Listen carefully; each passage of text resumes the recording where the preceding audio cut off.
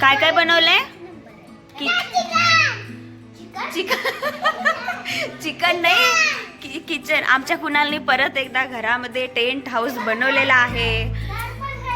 थांब आता मी ह्यांचं आतलं घर दाखवते की यांनी कसं घर बनवलंय.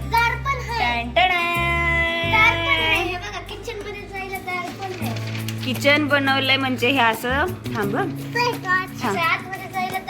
हे असं काय ह्यांनी टेंट हाऊस बनवलाय. माळा पण, अरे बापरे. अच्छा, इथं वरती हात दाखव कुठे. इथं माळा आहे आणि हे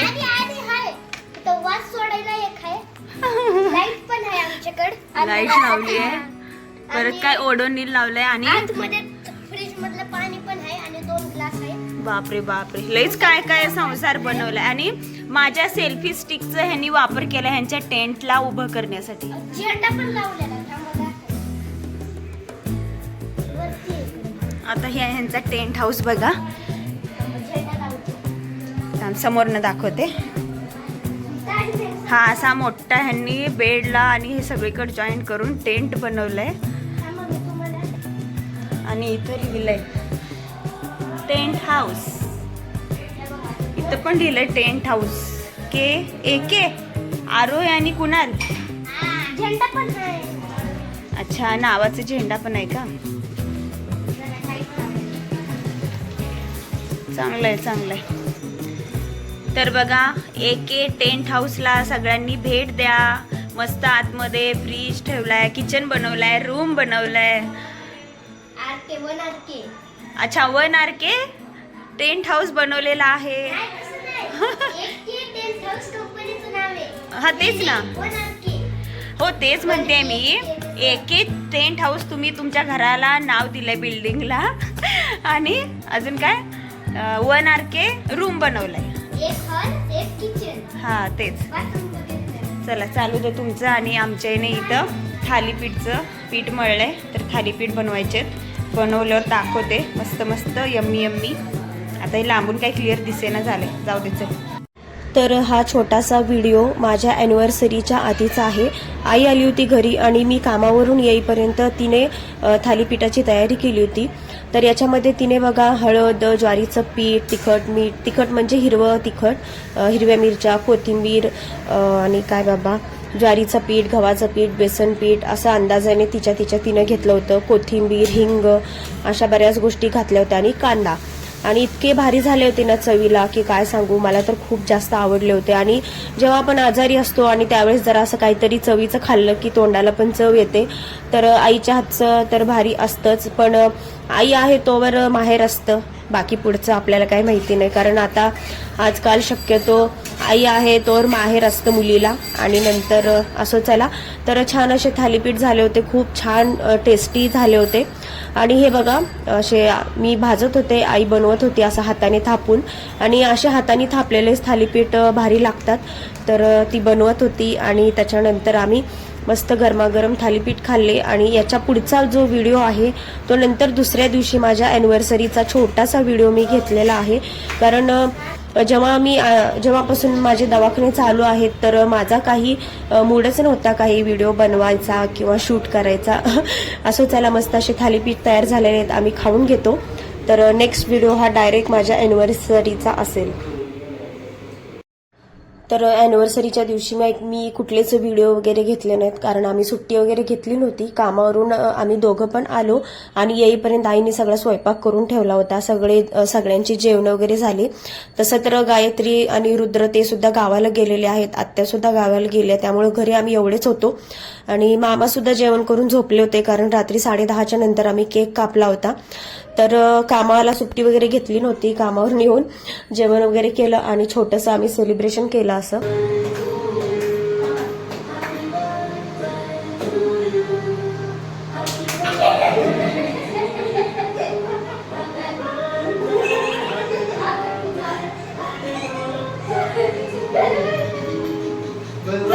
आम्ही केक कापला आणि मी सुद्धा केक खाऊ घालायला गेले, पण तो खालीच पडला आणि आई सुद्धा त्यांना खाऊ घालायला गेली, तोही खालीच पडला. अशी गंमत झाली होती, कारण की खूप गरमी आहे आणि केकवरती जे कॅडबरीचे काही काही तुकडे होते ते आम्ही खाऊ घालायला गेलो दोघी पण, आणि ते खालीच पडलं. अशी गंमत झाली. तर असं चला, असं छोटंसं आम्ही सेलिब्रेशन केलं घरच्या घरी. आणि तर व्हिडिओ कंटिन्यू बघत राहा. आणि ही आमची 13वी अॅनिव्हर्सरी होती. खरं तर बाहेर जाऊन सेलिब्रेशन करण्यासारखे दिवस राहिलेले नाही आहेत. खूप महागाई वाढलेली आहे आणि आता खरं तर दवाखान्यामुळे खूप जास्त आमचा भयंकर खर्च झाला आहे. त्यामुळे आम्ही घरच्या घरी जेवढे होतो तेवढे आम्ही सेलिब्रेशन केलं छोटंसं, आणि छान झालं.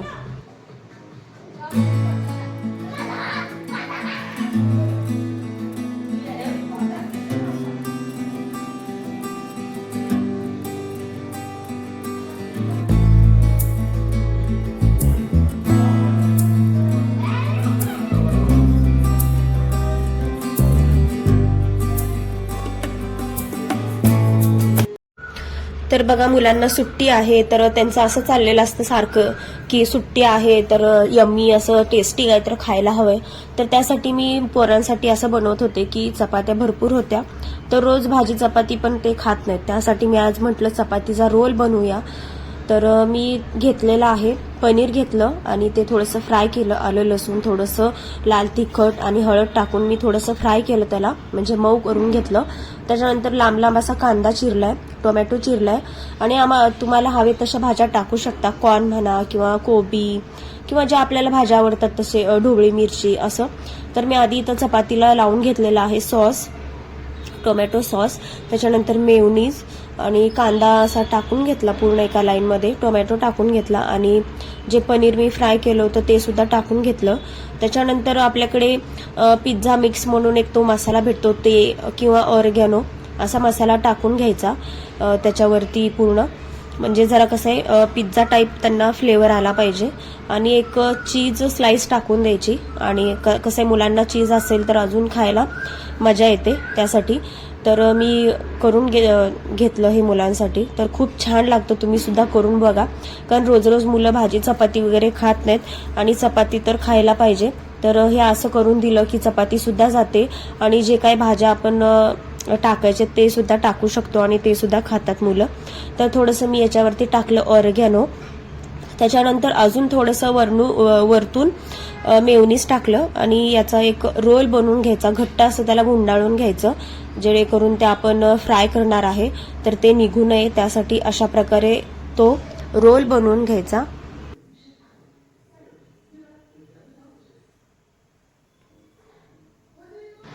तर इथे मी तवा गरम करायला ठेवला होता. याच्यावरती आपण तेल टाकू शकतो किंवा बटर लावू शकतो किंवा आवडत असेल तर तूप सुद्धा लावू शकतो.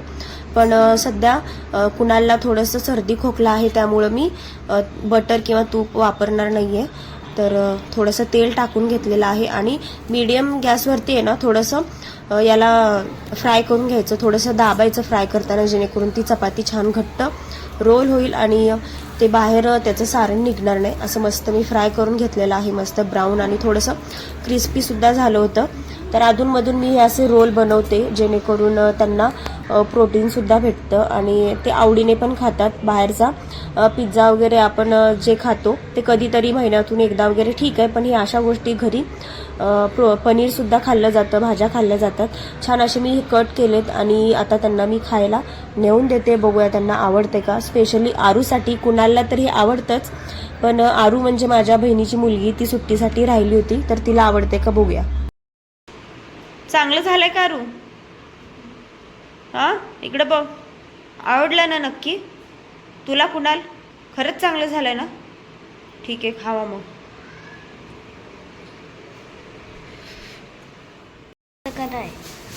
नाही सगळं हा बोल. बघा चालली आता आरू चालली आता.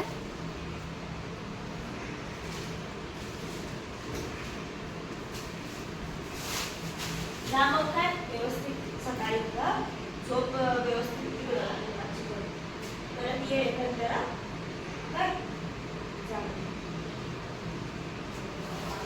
तर बघा आरू 15 ते 20 दिवस राहिली होती. उन्हाळा सुट्टीला पहिल्यांदाच राहिली होती माझ्याकडं. पण इतकी शांत आणि समाधानी मुलगी ना, तिचं थोडं सुद्धा त्रास म्हणजे जाणवला नाही. आणि इतकी शांत आणि समाधानी आहे ना ती, खरंच खूप शांत आणि समाधानी होती. आणि ती जाताना इतकं वाईट वाटत होतं मला, मी थोडीशी इमोशनल पण झाले होते. आणि ती गेली त्याच्यानंतर घरात तर इतकं म्हणजे मला कसं तरी वाटत होतं. आणि मला खूप जास्त वाईट वाटत होतं ती जाताना. आणि ती गेली, मी परत तिला हाक मारून बोलावून घेतलं बाय बाय करायला आम्हाला सगळ्यांना. आणि तर आम्ही सगळ्यांनी तिला बाय बाय केलं आणि त्याच्यानंतर ती गेली. तर मला खरंच खूप जास्त वाईट वाटत होतं ती जाताना.